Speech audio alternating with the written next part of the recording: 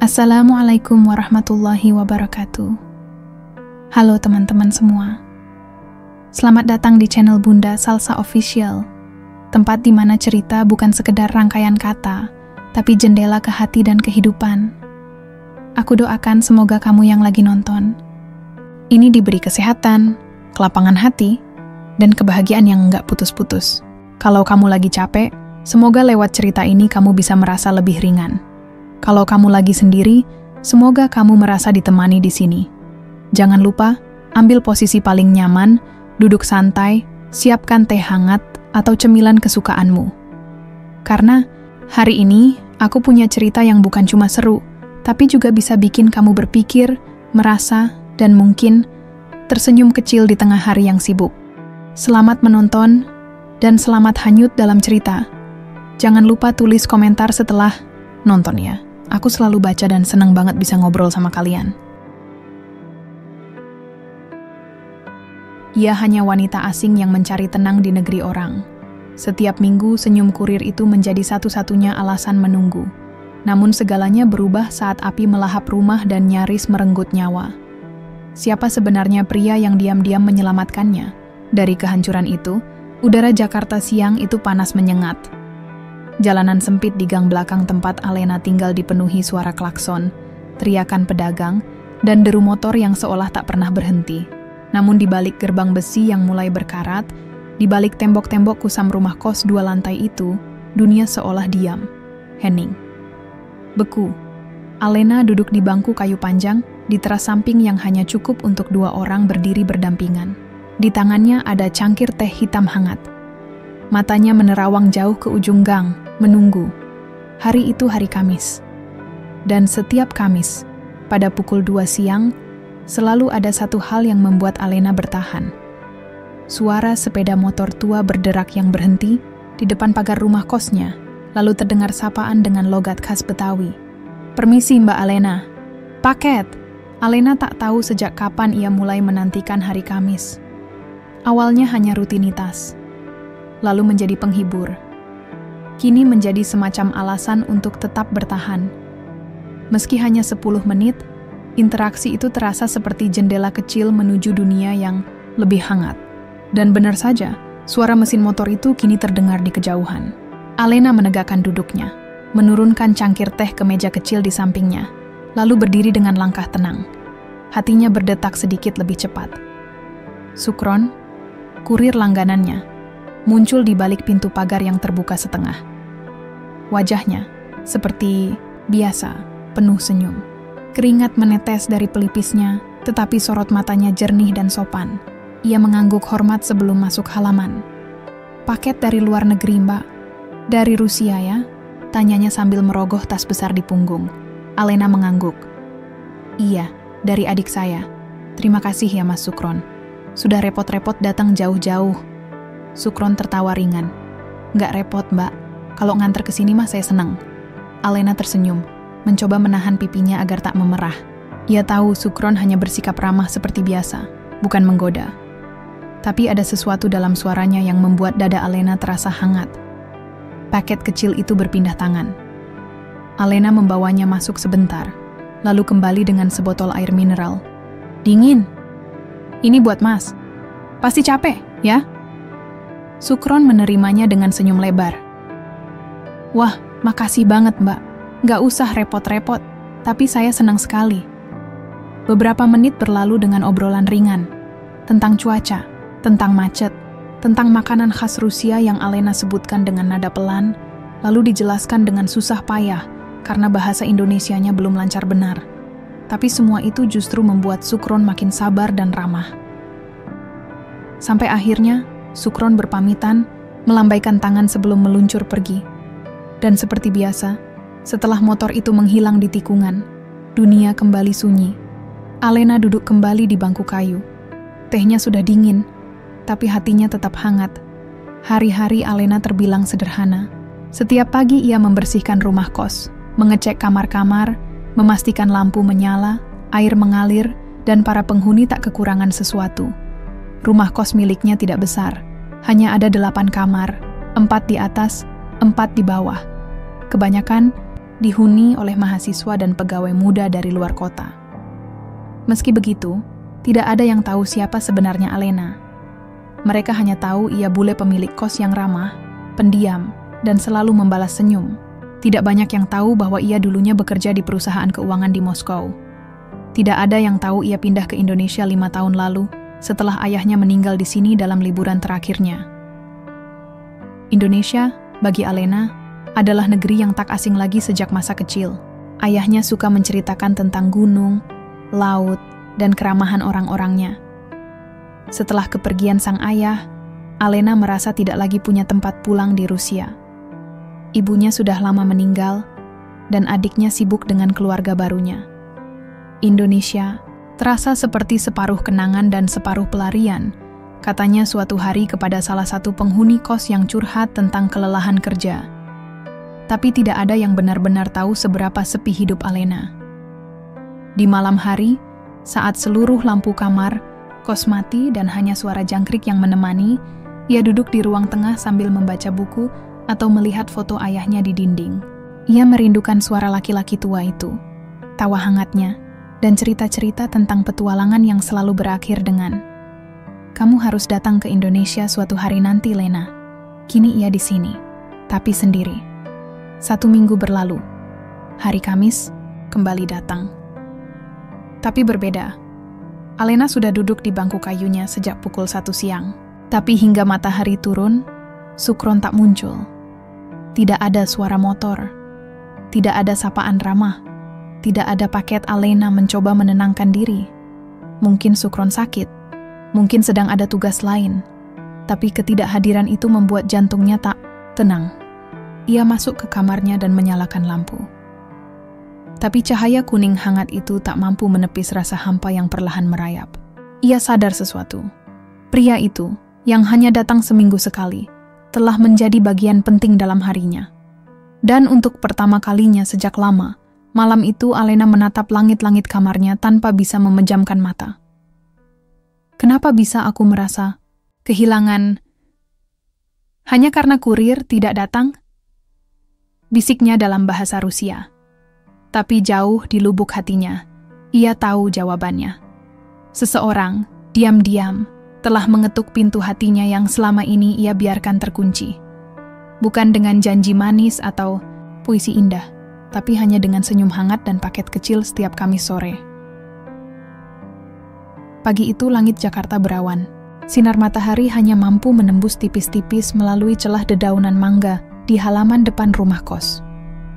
Udara lebih lembab dari biasanya, dan angin yang bertiup membawa aroma tanah basah yang samar. Alena berdiri di depan jendela ruang tengah, memeluk dirinya sendiri dalam balutan kardigan tipis warna biru muda. Pandangannya kosong, tersangkut pada gerbang besi yang diam seperti hari Kamis lalu. Hari ini, hari Jumat. Dan Sukron tak datang kemarin. Alena sudah mencoba menenangkan pikirannya. Ia mengisi waktunya dengan membaca, membersihkan kamar kosong, bahkan mencoba memanggang roti dengan resep baru dari internet. Tapi tetap saja, kegelisahan itu tak pergi. Ada ruang yang mendadak kosong dalam ritme hidupnya. Dan itu membuatnya kesal pada diri sendiri. Bagaimana bisa aku berharap pada seseorang yang bahkan bukan siapa-siapaku? Gumamnya dalam bahasa Inggris, lalu segera membetulkan diri dalam bahasa Indonesia. Bukan siapa-siapa, ku.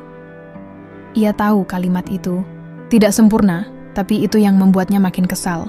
Ia sudah 5 tahun tinggal di Indonesia, tapi tetap saja terkadang lidahnya kaku dan pikirannya tersesat saat merangkai kalimat. Namun entah kenapa, hanya pada Sukron, ia tak merasa malu. Sabtu sore, langit masih gelap oleh awan, meski belum turun hujan. Alena sedang duduk di depan komputernya, menulis balasan email untuk adiknya di Rusia, saat suara motor tua yang familiar terdengar memasuki geng. Degup jantungnya langsung melambat, lalu melonjak lagi dalam sekejap. Tanpa sadar, ia berlari kecil menuju pintu depan, dan di balik pagar setengah terbuka itu, berdirilah sosok yang ia rindukan diam-diam. Sukron, lengkap dengan seragam birunya yang sudah mulai pudar, membawa 2 paket dalam pelukannya.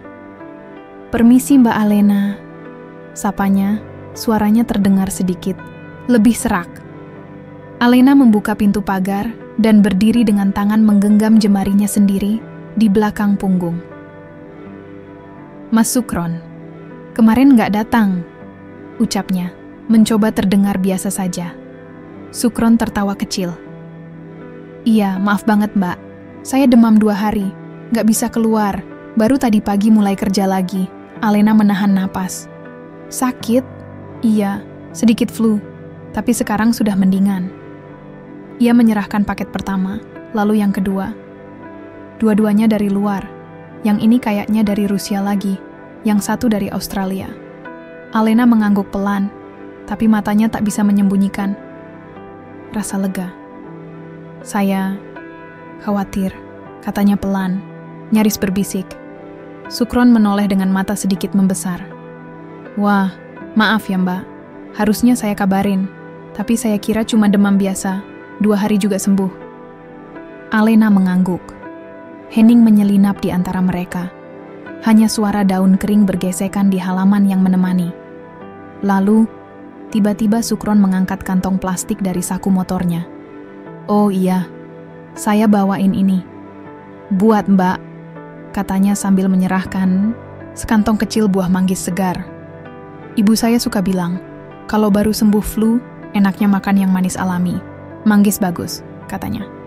Alena menerima kantong itu dengan mata terbelalak. "Untuk saya?" Sukron menggaruk tengkuknya. "Iya, saya pikir mbak suka buah. Atau nggak suka?"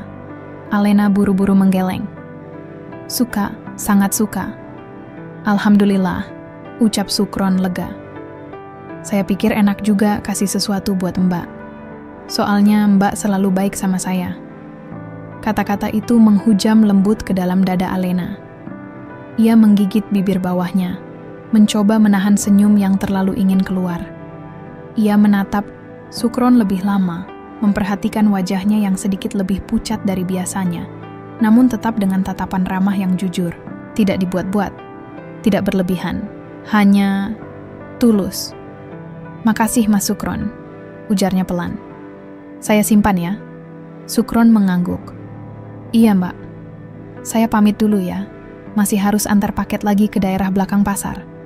Alena hanya bisa mengangguk, lalu melihat pria itu kembali menaiki motornya yang reot.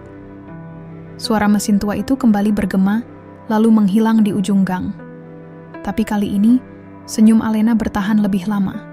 Malam harinya, Alena duduk di ruang tengah, memegang satu buah manggis yang telah ia kupas rapi. Daging putih buah itu menyentuh lidahnya dengan rasa manis dan asam yang seimbang. Namun bukan itu yang membuat hatinya bergetar, melainkan ingatan akan tatapan mata Sukron sore tadi. Ada sesuatu yang tidak bisa dijelaskan.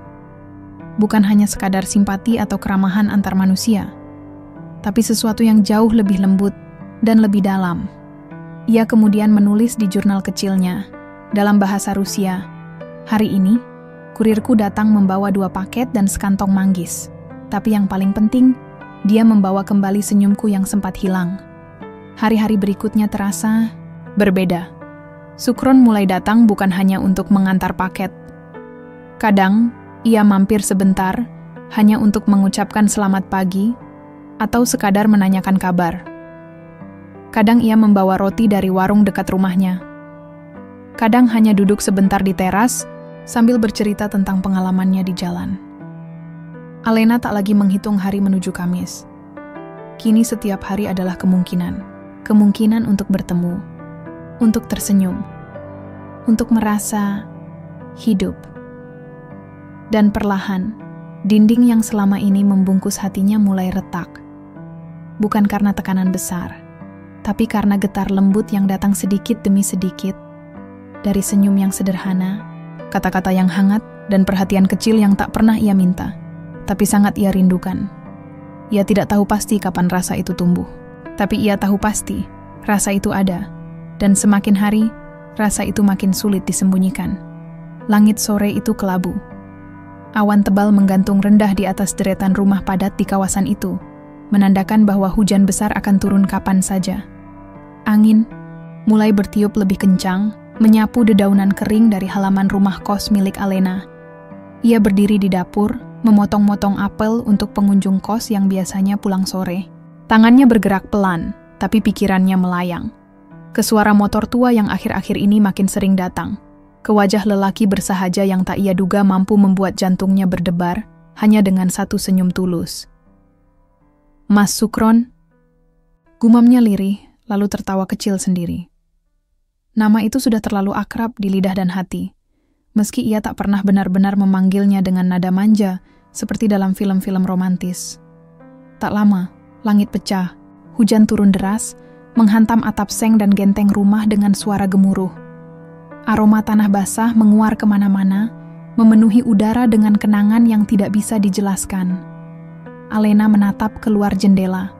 Semua penghuni kos tampaknya masih di luar. Mereka biasa pulang setelah maghrib, setelah selesai bekerja atau kuliah. Ia duduk di sofa ruang tengah, memeluk bantal, memandang derasnya hujan yang memburamkan pandangan keluar pagar. Dan seperti menembus kehampaan sore itu, suara motor tua terdengar menembus hujan. Alena bangkit. Tidak mungkin.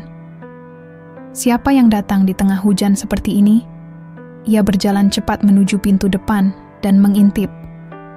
Dan benar saja, sosok itu, dengan jas hujan tipis berwarna biru tua, sedang berdiri di bawah guyuran hujan, menggenggam kantong, plastik dan paket kecil yang dilapisi plastik bening. "Sukron." Alena membukakan pagar dan berteriak dari balik pintu. "Masuk, masuk, basah sekali kamu." Sukron tersenyum, matanya menyipit menahan tetesan hujan. Ia masuk ke halaman rumah kos, masih menggigil, lalu melepas jas hujan di depan pintu. "Maaf Mbak, harusnya saya nunggu reda, tapi takut Mbak butuh paket ini segera," katanya, menyerahkan benda kecil dalam plastik itu. Alena menerima paket. Itu, sebuah kotak kecil dari toko perlengkapan interior di Yogyakarta. Ia baru ingat, beberapa hari lalu ia memesan lampu gantung handmade untuk kamar depan yang baru akan disewakan. "Tapi kamu basah sekali." "Ayo masuk, ganti baju dulu. Kamu bisa sakit lagi," ucap Alena dengan nada setengah panik. Sukron tertawa, pelan. "Saya nggak apa-apa Mbak, ini cuma hujan." "Tapi saya yang khawatir," jawab Alena spontan, lalu terdiam sendiri. Suasana menjadi sunyi sejenak. Hanya suara hujan deras di luar sana yang menyamarkan detak jantung Alena yang tiba-tiba tak beraturan. Sukron menatapnya, sejenak diam, lalu mengangguk kecil. "Kalau begitu, saya duduk sebentar ya." Alena memberikan handuk kecil dan kaus oblong, lama milik penghuni kos yang sudah pindah. Sukron duduk di sofa ruang tengah, mengganti kaus sambil menahan dingin. Alena kembali dari dapur dengan 2 cangkir coklat panas dan duduk di seberangnya. "Kenapa maksa nganter, Mas? Hujan seperti ini, kamu bisa tunggu besok." Sukron meniup coklatnya, lalu mengangkat bahu. "Entahlah, saya cuma merasa..." "Mbak, pasti nunggu." Alena menatapnya dalam. "Kamu tahu aku nunggu kamu?" Sukron tersenyum, lalu menatap lantai. "Saya nggak yakin, tapi saya ngerasa aja." Jawaban itu membuat dada Alena terasa hangat. Ada kejujuran di sana. Tidak dibuat-buat, tidak dilebihkan. Dan ia tahu, perasaan itu tak lagi sepihak. Sukron melanjutkan, "Mbak, saya tahu saya bukan siapa-siapa, cuma kurir. Tapi tiap kali kesini rasanya tenang. Nggak tahu kenapa. Di tempat lain saya cuma nganter paket, tapi kalau ke rumah Mbak, saya kayak pulang." Kalimat itu seperti petir yang menghantam Alena. Matanya memanas. "Aku juga merasa begitu," ucapnya pelan. "Kamu bukan cuma kurir, Mas. Kamu membuat aku merasa tidak sendiri." Sukron menoleh cepat, matanya berkaca-kaca. Tapi sebelum ia sempat berkata apapun, Alena melanjutkan, "Aku datang ke sini, ke Indonesia, untuk menghindar.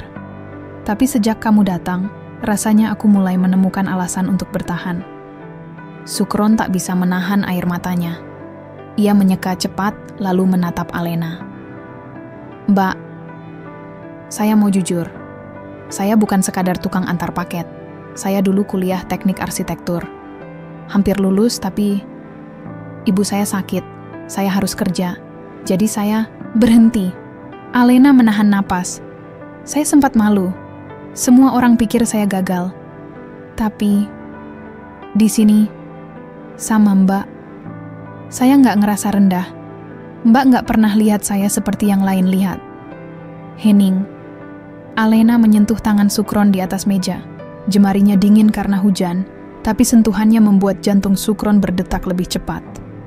Karena kamu bukan rendah, bisik Alena. Kamu kuat, tulus, dan sangat berarti.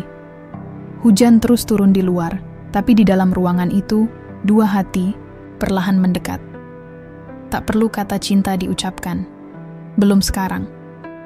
Tapi benihnya sudah tumbuh, kuat, dan tak bisa lagi diabaikan.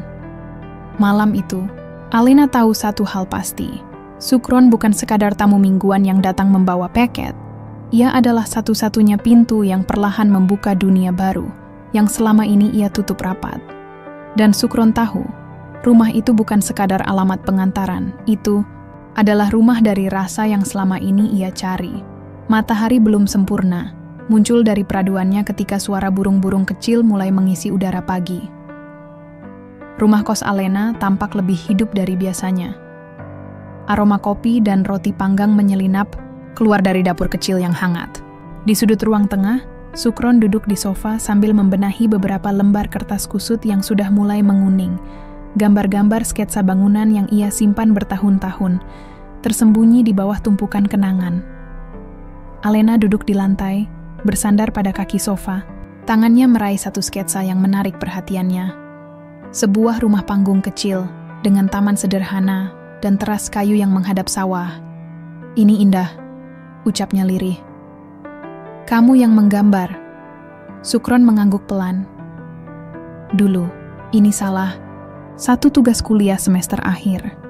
Rumah impian, katanya begitu. Saya gambar ini sambil ngebayangin. Ibu bisa duduk santai sore-sore, lihat pemandangan. Alena tersenyum kecil, tapi matanya menangkap gurat sendu di wajah Sukron. Kamu sangat berbakat, Mas. Sukron menatap gambar-gambar itu, lalu menghela napas. Ada jeda panjang sebelum ia akhirnya berkata, saya hampir lulus, Mbak. Tinggal 1 semester. Tapi, hidup nggak selalu sejalan dengan rencana. Alena diam, menunggu, memberi ruang bagi cerita itu keluar tanpa dipaksa. Ibu saya sakit keras waktu itu, tumor di perutnya. Biaya rumah sakit nggak murah. Ayah saya udah lama meninggal. Nggak ada yang bantu, jadi saya berhenti kuliah.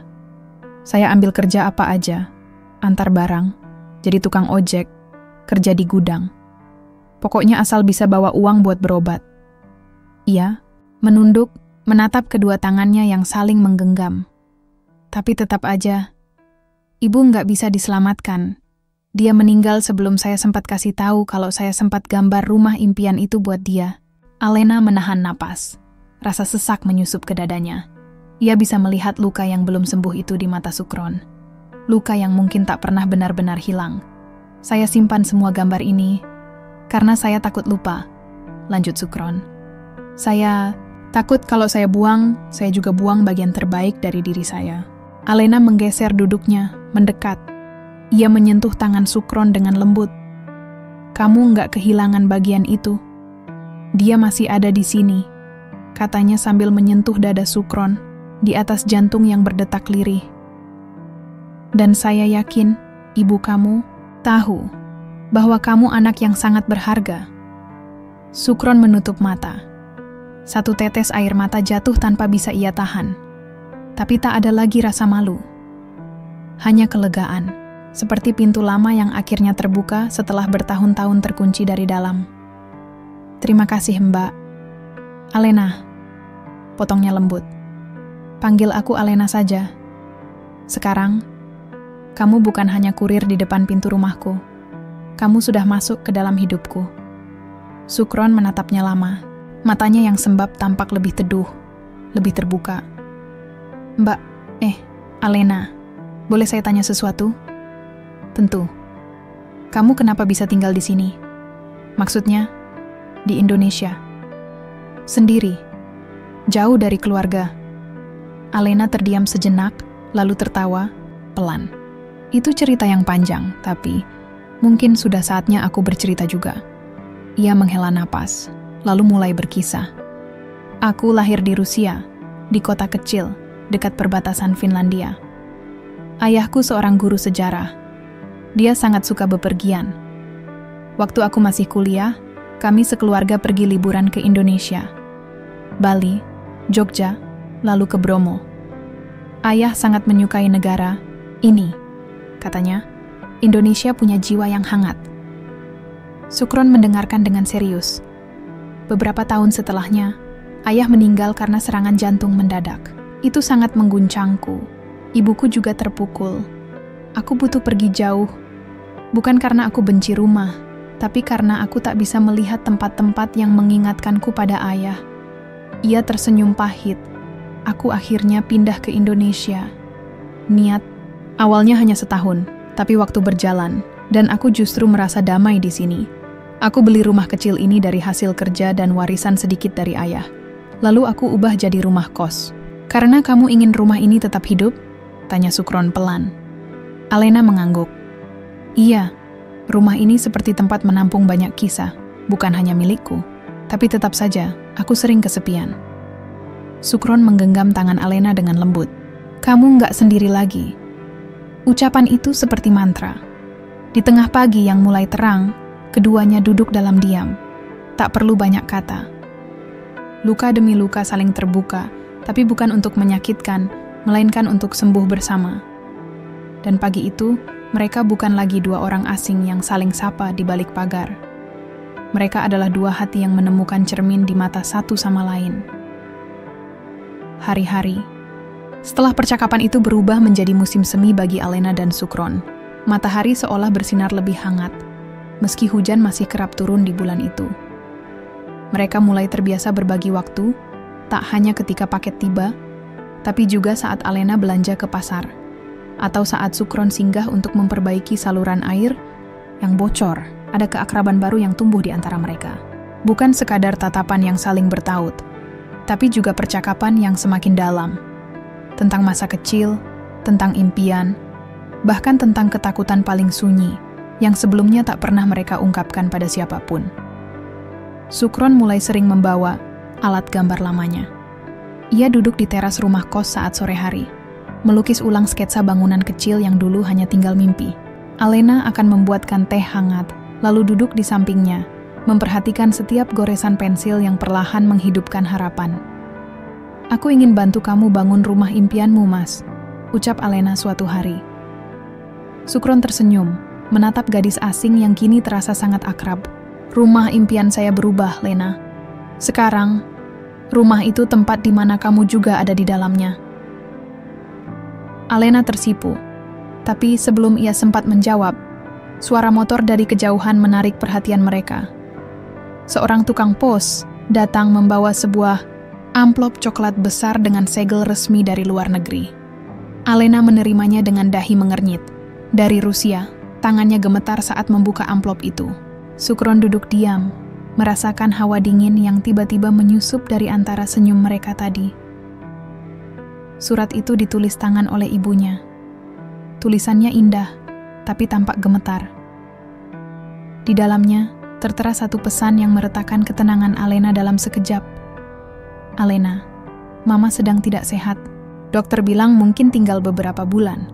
Mama tidak meminta kamu kembali, tapi Mama ingin melihatmu sebelum semuanya terlambat.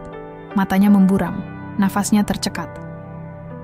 Surat itu seperti paku yang menancap pelan di dada. Sukron membacanya setelah Alena menyerahkannya tanpa suara. Ia tak berkata apa-apa. Hanya menatap Alena, lalu menggenggam tangannya erat. Pergilah, ucapnya pelan. Ibumu butuh kamu. Aku takut, Mas. Sukron mengangguk. Aku tahu, tapi yang lebih menakutkan itu bukan kehilangan waktu, melainkan menyesal karena tidak menggunakan waktu itu dengan benar. Air mata Alena jatuh satu-satu. Ia tak tahu mengapa dunia tiba-tiba memintanya memilih. Masa lalu yang membutuhkan perpisahan terakhir, atau masa kini yang baru saja mulai mekar. Malam itu, rumah kos Alena sunyi. Para penghuni sudah kembali ke kamar masing-masing. Hanya lampu ruang, tengah yang masih menyala, menciptakan bayangan panjang di dinding. Alena duduk di lantai dengan koper terbuka. Ia mulai mengemas barang, paspor, pakaian hangat, syal tua pemberian ibunya. Sukron duduk tak jauh darinya, tak ingin jauh, meski tak bisa menahan kepergiannya. "Kalau kamu pergi, bagaimana rumah kos ini?" tanya Sukron, berusaha terdengar, biasa. "Aku akan titip ke Pak Jamal, tetangga sebelah. Dia bisa bantu pantau." "Kalau kamu pulang, kamu kembali ke Rusia untuk selamanya?" Alena menunduk. "Aku belum tahu. Keheningan yang menggantung terlalu berat untuk ditelan. Aku takut semua ini cuma singgah," kata Alena akhirnya. "Kamu? Aku? Kita?" Sukron menatapnya, matanya tegas. "Kalau kamu mau kembali, aku akan menunggu. Bukan sebagai kurir, tapi sebagai seseorang yang ingin kamu temui di akhir perjalanan." Alena menahan tangisnya. Sukron berdiri, lalu perlahan membuka tas kecil yang dibawanya. Ia mengeluarkan sebuah bundel kertas, lalu menyodorkannya ke Alena. "Aku desain ulang rumah kos kamu," katanya lirih. "Kalau kamu benar-benar pergi, dan kalau nanti kamu memutuskan untuk kembali, rumah ini akan jadi rumah baru untuk kita mulai dari awal." Alena membuka bundel itu. Di dalamnya, sketsa rumah kos yang baru. Lebih cerah, lebih terbuka, dan lebih hangat. Ada ruang untuk duduk sore hari di balkon, jendela besar untuk cahaya pagi, dan taman kecil yang penuh bunga. "Ini rumah dengan harapan," bisik Sukron. "Aku tahu kamu nggak yakin sekarang, tapi aku percaya pada kita." Alena menutup mulutnya, menahan isak. Ia berdiri, memeluk Sukron tanpa kata. Pelukan yang terlalu erat untuk sekadar salam perpisahan, tapi terlalu ragu untuk sebuah janji abadi. 2 hari kemudian, Alena berdiri di bandara. Rambutnya dikuncir rapi, wajahnya tanpa riasan, tapi tatapannya lebih matang dari sebelumnya. Sukron mengantarnya sampai gerbang keberangkatan. Ia tak membawa bunga, hanya menggenggam tangan Alena sampai detik terakhir. "Aku akan kembali," bisik Alena. Sukron tersenyum, suaranya serak. "Aku akan menunggu." Dan membangun rumah itu. Ketika Alena menghilang di balik pintu imigrasi, Sukron berdiri lama sekali. Angin bandara berhembus dingin, tapi di dalam dadanya ada api kecil yang mulai menyala. Ia tahu, perpisahan ini bukan akhir, justru awal dari janji yang akan diuji oleh waktu. Pagi-pagi sekali, Sukron berdiri di depan rumah kos Alena yang kini terasa sepi. Tak ada suara ketikan mesin kopi, tak ada langkah ringan Alena di dapur, tak ada aroma lavender dari lilin aromaterapi favoritnya. Hanya suara burung dan suara hatinya yang terus menggema. "Aku akan membangun ini. Untuk dia. Untuk kita." Ia membuka lembar demi lembar sketsa yang sebelumnya ia berikan pada Alena. Tangan-tangannya kini menggerakkan niat menjadi kenyataan. Ia menghubungi tukang bangunan, menyusun rencana renovasi, dan mulai menghitung bahan bangunan satu persatu. Yang membuatnya berbeda dari proyek biasa adalah, ini bukan sekadar bangunan. Ini adalah simbol cinta yang ditinggal sementara, namun belum ditinggalkan sepenuhnya. Sukron menggambar ulang beberapa bagian rumah kos. Ia tambahkan balkon kecil di lantai atas, tempat Alena dulu suka menatap langit sore. Ia buatkan ruang baca, kecil di pojok rumah, lengkap dengan jendela lebar agar cahaya pagi bisa masuk. Dan di depan, ia rancang taman mungil dengan bunga-bunga Indonesia yang pernah disebut Alena sebagai pelipur rindunya akan musim semi di Rusia. Setiap hari, Sukron bekerja di bawah terik matahari tanpa mengeluh. Ia ikut mengangkat bata, mencampur, semen, dan bahkan tidur di ruang tamu rumah kos yang kini separuhnya sudah dibongkar. Para pekerja mengira ia hanya mandor biasa, tapi mereka terkejut saat tahu betapa detil dan presisi gambar-gambarnya. "Mas ini lulusan teknik, ya?" tanya salah satu tukang, bernama Pak Rudi. Pada suatu siang, Sukron tersenyum samar. "Dulu, sempat belajar, tapi nggak sampai selesai." Pak Rudi mengangguk, penuh hormat. Tapi ilmu itu nggak hilang, Mas. Lihat aja bangunan ini, rapi banget. Saya kerja di banyak proyek, tapi baru kali ini ngerasa bangun rumah yang punya hati. Sukron hanya tertawa kecil. Ia tidak menjelaskan apapun. Baginya, ini bukan soal bangunan rapi. Ini soal menghadirkan kembali sesuatu yang hilang. Alena. Waktu berjalan. 3 minggu menjadi 5, lalu 8. Kabar dari Alena mulai jarang datang. Awalnya, ia masih rutin mengirim pesan, mengabarkan kondisi ibunya yang naik turun. Tapi sejak minggu ke-7, pesan itu mulai terhenti. Hanya 1-2 baris, dan kemudian sunyi. Sukron menunggu. Hatinya mulai gelisah, tapi ia menolak menyerah pada prasangka. Ia percaya pada kata-kata Alena. Aku akan kembali. Tapi seiring hari-hari yang makin panjang dan malam-malam yang makin sunyi, ia mulai bertanya-tanya. Apakah janji itu masih hidup? Pada malam ke-8 minggu sejak kepergian Alena, langit mendung menggantung rendah. Sukron berdiri di bawah rintik hujan, memandang taman kecil yang baru selesai ia tanam pagi itu. Tanah masih basah, rumput belum, sepenuhnya tumbuh, tapi ia merasa harus duduk di sana malam itu. Di tangannya ada foto lama yang ia simpan diam-diam, gambar Alena dan ayahnya di Indonesia. Ia pernah melihat foto itu sekilas saat membantu Alena merapikan rak buku. Tapi baru sekarang ia sadar, di belakang Alena dan ayahnya, ada sosok pria muda berbaju kurir, sedang membantu ayah Alena yang terjatuh di trotoar. Sukron. Ia terdiam lama. Dunia seperti membentangkan benang merah yang selama ini tersembunyi di balik kejadian-kejadian kecil. Ia tidak pernah menyangka bahwa lelaki yang ia bantu waktu itu adalah ayah Alena. Takdir telah menuntunnya, bahkan jauh sebelum ia mengenal cinta itu sendiri. Kenapa baru sekarang semua ini terasa nyata? Gumam Sukron, hujan makin deras. Ia masuk ke dalam dan duduk di lantai ruang tamu yang masih kosong. Di depannya, sketsa terakhir rumah kos sudah hampir selesai. Tapi ada sesuatu yang membuatnya terpaku. Di sudut kertas, Alena sempat menulis kecil, dengan huruf miring yang nyaris tak terbaca, "Jika rumah ini selesai, dan aku belum kembali, jangan berhenti percaya padaku." Sukron memejamkan mata. Air mata yang tertahan akhirnya jatuh. Bukan karena sedih, tapi karena keyakinan itu kembali. Keesokan paginya, sebuah mobil hitam berhenti di depan rumah kos. Sukron sedang mencangkul halaman saat ia melihat seseorang turun dari dalam mobil. Seorang wanita paruh baya, berambut keperakan, membawa koper kecil dan sehelai surat di tangannya. "Permisi, ini rumah Alena." Sukron berdiri, mengangguk. "Iya, Bu." Wanita itu tersenyum, menatap Sukron dalam-dalam. "Saya ibunya." Dunia Sukron seperti berhenti berputar. Ia menelan ludah. "Bu, saya nggak tahu Alena sudah." "Saya yang datang, karena dia belum bisa kembali.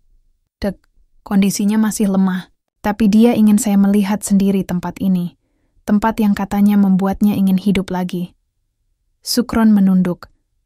Perasaan haru, lega, dan cemas bercampur aduk dalam dadanya.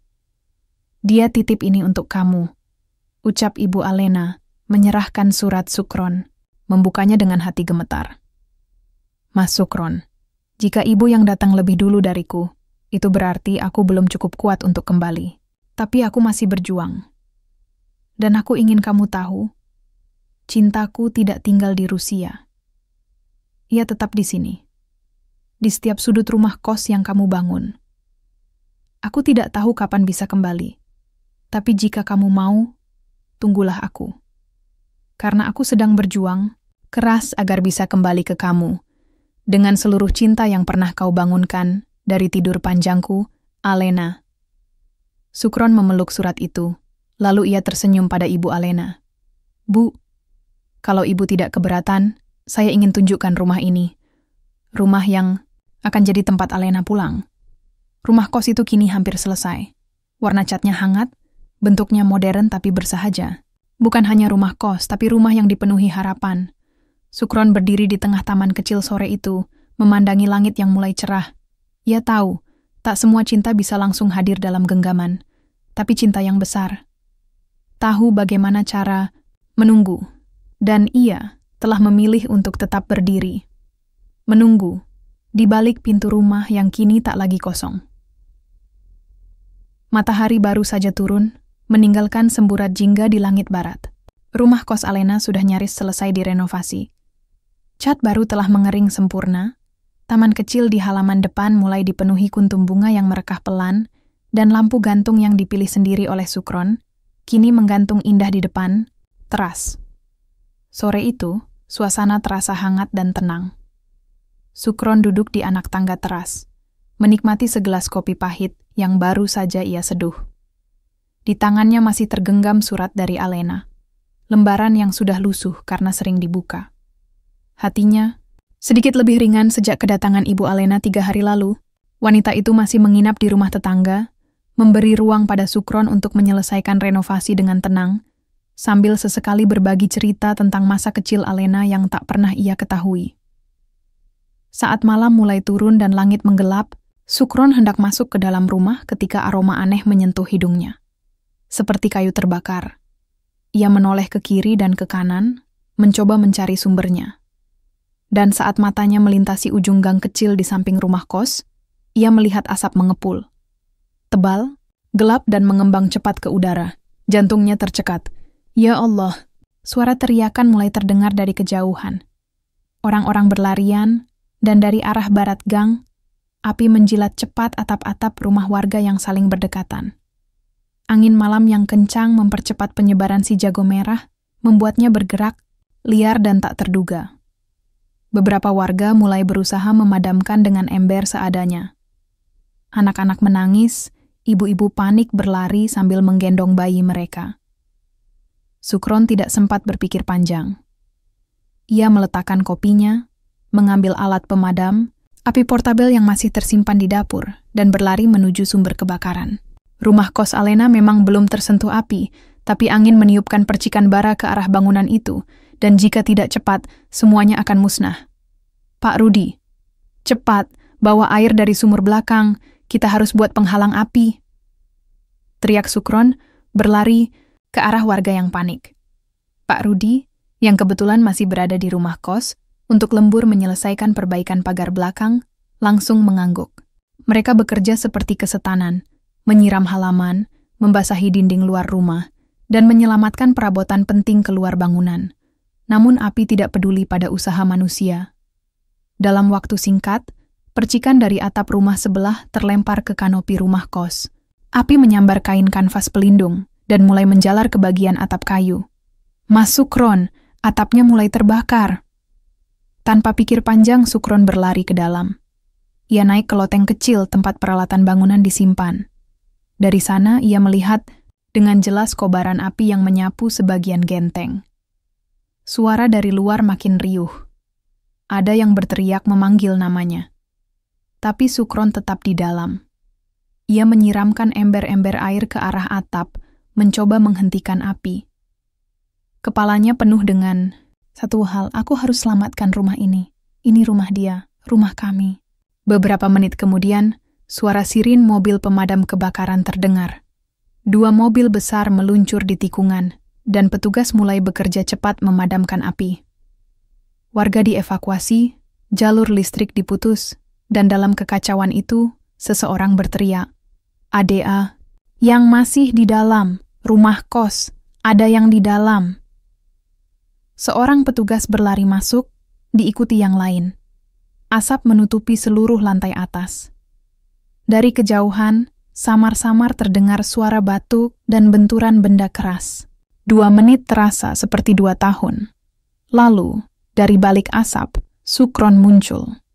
Tubuhnya dibopong 2 petugas, sebagian wajahnya hitam oleh jelaga, dan lengannya tergores cukup parah. Tapi ia sadar. Di tangannya, ia masih menggenggam gulungan sketsa. Rumah kos ia tidak menyelamatkan barang, ia menyelamatkan mimpi. Pagi harinya berita tentang kebakaran itu tersebar cepat. Banyak rumah rusak parah, beberapa korban luka ringan, dan 1 rumah kos yang Meski nyaris terkena api, berhasil selamat dari kerusakan besar berkat upaya nekat seorang pria kurir. Sukron dirawat sementara di klinik terdekat, luka di lengannya dibalut, dan petugas medis menyarankan ia beristirahat beberapa hari.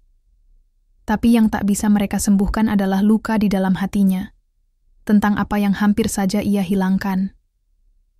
Ibu Alena datang menjelang siang, membawa bubur, hangat dan handuk kecil. "Kau gila," ucapnya pelan, setengah menegur, setengah kagum. Sukron tersenyum lemah. "Saya hanya nggak mau rumah itu hilang, Bu. Itu satu-satunya yang masih menyambungkan saya dan Alena." Wanita itu duduk di sampingnya, menatap mata Sukron dengan dalam. "Kau tahu?" katanya pelan. "Saat melihat kamu keluar dari rumah kos itu semalam, aku seperti melihat almarhum suamiku keluar dari medan perang. Sama bodohnya, sama keras kepalanya, dan sama tulusnya." Sukron tertawa pelan, meski napasnya masih sedikit sesak. "Mungkin memang cinta butuh orang-orang bodoh, Bu. Kalau pintar, kami pasti sudah pergi menyelamatkan diri duluan." Hari berikutnya, Sukron kembali ke rumah kos. Sebagian atap terbakar, tapi strukturnya masih kuat. Ia mulai memperbaiki kerusakan dengan bantuan warga yang datang beramai-ramai. Banyak yang simpati, banyak yang bersyukur karena bangunan itu tidak lenyap seperti yang lain. Saat matahari mulai naik, Pak Rudi membawa sebuah kotak kecil yang ditemukan di antara puing-puing. "Mas, ini ketemu di loteng. Kayaknya milik Mbak Alena." Sukron membuka kotak itu perlahan. Di dalamnya ada satu foto yang ia kenal baik. Foto Alena dan ayahnya di Indonesia. Dan tepat di belakang foto itu, tertulis satu kalimat dengan tulisan tangan halus. "Jika satu hari rumah ini terbakar, semoga yang tersisa adalah cinta." Sukron menggenggam foto itu, menatap rumah kos yang kini tinggal setengah. Tapi di dalam dirinya, tak ada yang rusak. Justru sesuatu tumbuh lebih kuat. Tekad. Ini bukan akhir, ini awal dari segalanya. Langit sore itu berselimut abu tipis dari sisa kebakaran seminggu lalu. Udara masih menyisakan aroma hangus yang menyesakkan dada, seolah menegaskan bahwa luka belum sepenuhnya pulih. Di antara puing-puing dan reruntuhan kayu yang setengah gosong, rumah kos Alena berdiri setengah tubuh. Dinding bagian belakang hangus, sebagian atap bolong, dan taman mungil di depan hangus, terinjak banyak kaki malam. Namun dari kerusakan itulah benih kekuatan perlahan tumbuh. Warga sekitar gotong royong membantu membersihkan. Para pekerja bangunan kembali, kini tak hanya dipimpin Sukron, tapi juga Pak Rudi yang setia. Sukron sendiri belum sepenuhnya pulih. Lengan kirinya masih dibalut, batuknya sesekali kambuh, namun semangatnya tak pernah surut. Ia hadir setiap hari, sejak keluar dari klinik, meski hanya duduk mengawasi tukang dari kursi plastik, sesekali memberikan arahan teknis. Ia tahu, rumah ini belum selesai. Dan belum boleh selesai sebelum ia menunjukkan hasilnya pada satu orang yang paling berarti, Alena. Hari itu, sore menjelang maghrib, Sukron duduk di depan halaman rumah kos, memeluk lutut, napasnya berat. Seminggu sudah berlalu sejak malam kebakaran, dan tak ada kabar dari Alena. Bahkan ibunya pun mulai khawatir. "Kau yakin dia masih akan kembali?" tanya sang ibu, lirih, beberapa hari lalu. Setelah tahu rumahnya rusak begini, dan tahu kau terluka, Sukron hanya mengangguk. Tidak banyak bicara, tapi di dadanya keyakinan itu tak pernah padam.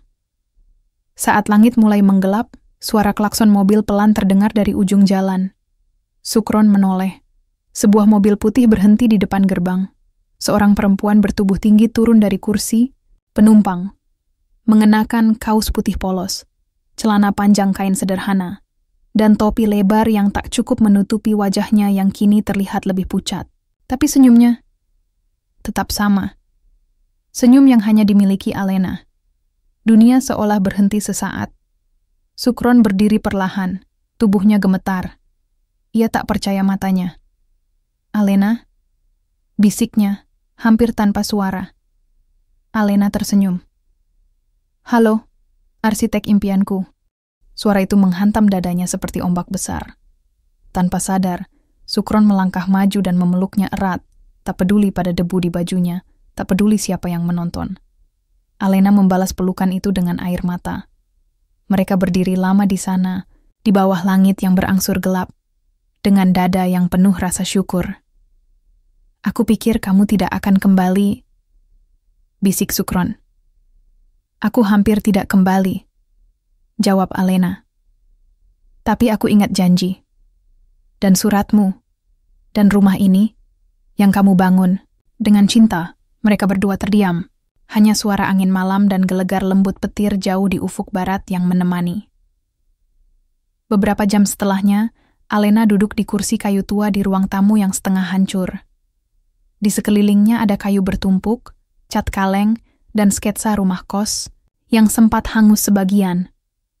Tapi yang menarik, matanya bukan reruntuhan itu, melainkan detail kecil.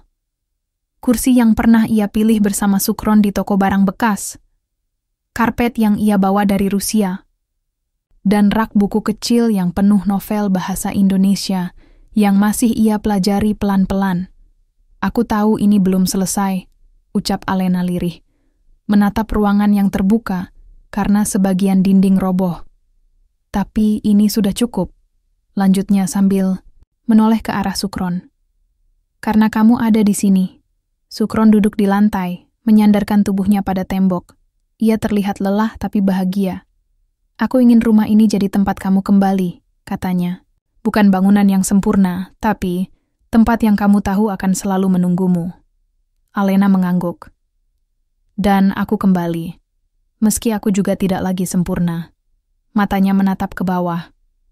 Tangannya menunjukkan bekas luka bakar kecil di pergelangan, hasil dari kecelakaan kecil saat merawat ibunya yang sempat tak sadar.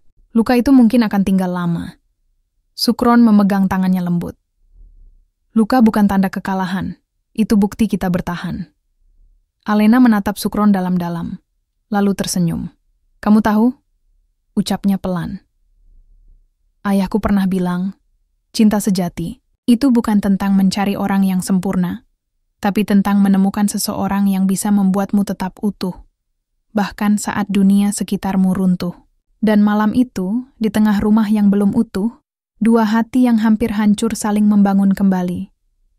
2 hari kemudian, Ibu Alena berpamitan kembali ke Rusia. Sebelum naik ke mobil, ia memeluk Sukron seperti memeluk anak kandungnya sendiri. "Jaga dia," bisiknya. "Saya berjanji." Saat mobil Ibu Alena menghilang di tikungan, Sukron dan Alena berdiri berdampingan di teras depan yang baru selesai diperbaiki. "Sekarang tinggal satu hal yang belum selesai," kata Sukron sambil menoleh. "Apa itu?" tanya Alena. Sukron mengeluarkan sebuah kotak kecil dari saku celana kerjanya. Bukan kotak cincin mewah, hanya kayu sederhana dengan ukiran kecil berbentuk pintu. "Jika kamu percaya bahwa rumah ini bisa jadi tempat kita pulang, apakah kamu bersedia jadi temannya pemilik rumah ini selamanya?" Air mata menetes di pipi Alena. Ia tak bisa berkata-kata, hanya mengangguk dengan senyum penuh arti, lalu menarik Sukron ke dalam pelukan hangat. Tak perlu janji mewah, tak perlu pesta meriah. Cinta yang bertahan dalam luka adalah perayaan paling indah dari semuanya. Pagi itu, sinar matahari menyelinap perlahan dari sela-sela jendela kaca yang baru dipasang. Wangi kayu segar dan cat dinding menyatu dengan aroma teh melati yang diseduh Alena di dapur mungil rumah kosnya. Lagu klasik Rusia mengalun pelan dari radio tua yang ia temukan di gudang saat membersihkan sisa kebakaran. Rumah ini mungkin belum sepenuhnya utuh, tapi ada kehidupan yang tumbuh kembali di dalamnya. Sukron sibuk menyusun buku-buku desain di rak kecil yang ia bangun sendiri dari kayu bekas. Satu persatu, ia tata dengan hati-hati. Buku-buku itu adalah peninggalan masa lalunya saat kuliah di jurusan teknik arsitektur, sebelum semuanya harus ditinggalkan demi ibunya yang sakit dan hidup yang berubah drastis. "Ruang baca kita hampir selesai," gumamnya bangga. Alena tersenyum dari balik meja dapur. "Dan kamu bahkan belum membangun kantor desainmu sendiri." Sukron menoleh, menggoda. "Bukankah rumah ini adalah kantorku? Kamu bosnya, aku tukangnya." Mereka tertawa bersama. tawa yang terasa seperti lagu baru setelah melodi sedih yang panjang. Ada kedamaian yang perlahan meresap, menggantikan kegelisahan dan trauma yang sempat mereka alami. Rumah kos yang sempat hampir hancur itu kini berdiri lebih kuat, bukan hanya secara fisik, tapi juga secara batin. Setiap dindingnya menyimpan kenangan, perjuangan, dan cinta yang mereka pupuk dari reruntuhan. Dalam waktu 2 minggu sejak Alena kembali, proses renovasi selesai. Rumah kos itu kini memiliki 10 kamar, 1 ruang tamu bersama yang luas, dapur bersama yang hangat, dan taman kecil yang penuh bunga warna-warni. Setiap kamar diberi nama, bukan nomor, dari nama-nama bunga. Melati, kenanga, dahlia, sampai lavender. Ide itu datang dari Alena, yang percaya bahwa setiap orang yang tinggal di sini perlu merasa istimewa, bukan sekadar penyewa kamar. Pada hari pembukaan kembali rumah kos, warga sekitar datang ramai-ramai. Ada potong tumpeng sederhana, teh hangat, dan kue buatan Ibu Warsini, tetangga sebelah yang pernah ikut memadamkan api di malam kebakaran.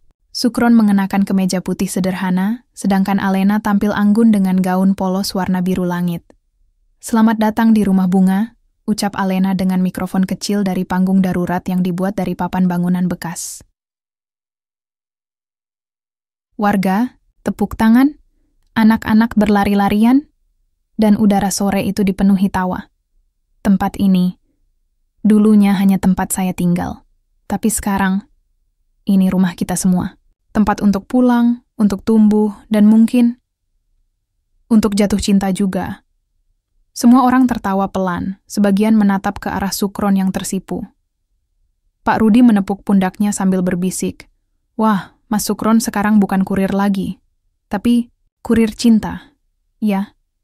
Sukron hanya tersenyum, menatap Alena yang berdiri di bawah cahaya matahari sore. Matanya berbinar. Ia tahu, hidupnya yang dulu terasa seperti jalan tanpa arah, kini telah menemukan tujuan. Beberapa minggu berlalu, rumah kos mulai terisi kembali. Ada pasangan muda yang baru menikah dan mencari tempat tinggal murah, ada mahasiswa dari luar kota yang jatuh cinta pada suasana tenang rumah itu, ada juga seorang seniman pensiun yang ingin menulis buku di kamar, kenanga karena katanya, tempat ini punya aura yang dalam. Dan dari dalam kamar melati, kamar paling depan, berdirilah sebuah meja kecil yang menjadi awal bisnis baru Sukron. Dengan laptop hadiah dari Alena, ia mulai membuka jasa desain dan renovasi kecil-kecilan. Promosinya sederhana, dari mulut ke mulut, dibantu brosur buatan tangan dan rekomendasi warga sekitar yang percaya pada kejujurannya. "Aku tidak menyangka kamu akan mulai lagi," kata Alena suatu sore saat menemani Sukron menggambar sketsa dapur rumah Pak Rudi dan Sukron mengangkat bahu. "Aku juga nggak nyangka bisa punya keberanian ini lagi. Tapi kamu percaya, dan itu cukup." Alena tersenyum, menggenggam tangannya erat. Suatu malam, saat mereka duduk berdua di teras depan, langit penuh bintang. Angin berembus lembut, membawa aroma tanah basah setelah hujan siang tadi. Sukron menyeduh 2 cangkir teh, lalu menyerahkannya pada Alena. "Aku selalu berpikir, takdir itu kejam," ucap Sukron tiba-tiba. Alena menoleh pelan. "Saat ibuku sakit, saat aku harus keluar dari kampus, saat semua mimpi itu terasa sia-sia, aku merasa dunia tidak adil." Ia menatap langit. Matanya tenang, tapi ada kilau luka lama yang masih tinggal. Tapi ternyata, takdir hanya sedang memutar arah, membawa aku padamu. Alena mengangkat cangkirnya, menyentuh milik Sukron, dan membawa aku pada Indonesia yang sesungguhnya. Tangan mereka saling menggenggam. "Rumah ini," lanjut Alena, "bukan sekadar bangunan. Ini lambang dari harapan, dari keteguhan, dari cinta yang tidak pernah diminta, tapi diperjuangkan." Malam itu, lampu-lampu rumah kos menyala hangat. Di kamar-kamar, para penyewa mulai tertidur. Beberapa membaca buku, yang lain berbagi cerita lewat panggilan video. Ada yang menulis, ada yang memutar lagu pelan.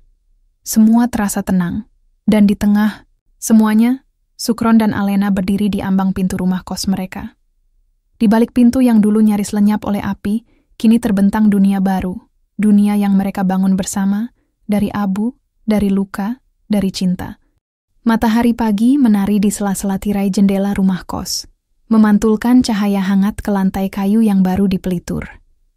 Aroma roti manis dan bunga kenanga menyebar dari dapur ke ruang tengah, menyambut pagi yang istimewa. Hari ini bukan hanya hari biasa bagi penghuni rumah kos. Hari ini adalah hari yang telah lama dinanti, hari pernikahan Alena dan Sukron. Tidak ada gedung megah, tidak ada undangan mewah, tidak ada pesta glamor dengan pakaian formal.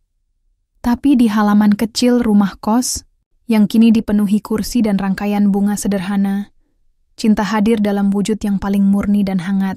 Warga sekitar bergotong royong sejak pagi, anak-anak berlarian sambil membawa pita, para ibu memasak makanan khas kampung, dan para penyewa kos membantu merapikan halaman dan menghias pagar dengan anyaman janur. Alena mengenakan kebaya putih sederhana yang ia pinjam dari Bu Ririn, tetangga sebelah. Rambut pirangnya disanggul rapi, dihiasi melati yang baru dipetik. Matanya berbinar, pipinya merona meski tanpa polesan tebal. Ia berdiri di bawah pohon mangga yang rindang, ditemani Ibu Warsini yang menjadi wakil orang tua dari pihak perempuan. Sukron sendiri mengenakan batik coklat tua, celana bahan hitam, dan peci yang tampak sedikit miring karena angin pagi. Ia menunduk saat Pak Haji Harun memimpin ijab kabul, tangan menggenggam erat genggaman Pak Rudi yang menjadi saksi. Saudara Sukron, apakah saudara menerima Alena sebagai istri saudara dengan mas kawin seperangkat alat salat dan cincin kayu, buatan sendiri dibayar tunai? Suara Sukron gemetar tapi tegas.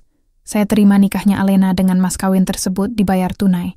Hening sejenak, lalu disambut gemuruh sah dari warga dan tamu yang hadir. Air mata jatuh di pipi Alena. Ia berjalan pelan menghampiri Sukron, lalu menggenggam tangan lelaki yang kini menjadi suaminya. Di antara mereka, hanya senyuman. Tapi dunia tahu, di balik senyum itu ada berjuta rasa. Luka yang disembuhkan, rindu yang dijawab, dan cinta yang tumbuh di tempat paling tak terduga. Di balik pintu kos yang dulu hanya tempat singgah, kini menjadi rumah seumur hidup. Setelah akad, warga dan para penghuni kos berkumpul di ruang tengah. Makanan disajikan di atas meja panjang buatan Sukron dari kayu bekas bangunan lama. Ada rendang, pecel, soto ayam, dan roti khas Rusia yang dibuat Alena sendiri dengan resep peninggalan ibunya. Semua orang makan bersama, duduk lesehan, tertawa dan bernyanyi ditemani gitar tua Pak Ridwan, mantan seniman yang tinggal di kamar, Dahlia. Di salah satu sudut ruang, tergantung papan kayu sederhana bertuliskan rumah bunga, kos, dan jasa desain. Milik. Sukron and Alena. Pintu ini selalu terbuka untuk yang ingin pulang. Sukron tak henti menatap papan itu dengan mata berkaca-kaca. Ia tahu betul perjuangan di balik kata-kata itu. Ia pernah kehilangan arah. Ia pernah merasa dunia menguburnya dalam gelap. Tapi kini, takdir membawanya ke titik yang tak pernah ia bayangkan. Menjadi suami dari perempuan yang ia cintai, dan pemilik usaha kecil yang lahir dari sisa-sisa mimpi lamanya. Beberapa bulan kemudian, usaha jasa desain Sukron mulai ramai. Ia dibantu seorang tukang gambar dari kampus lamanya yang kini juga memulai dari awal. Rumah kos mereka pun penuh. Setiap penghuni yang datang membawa cerita sendiri.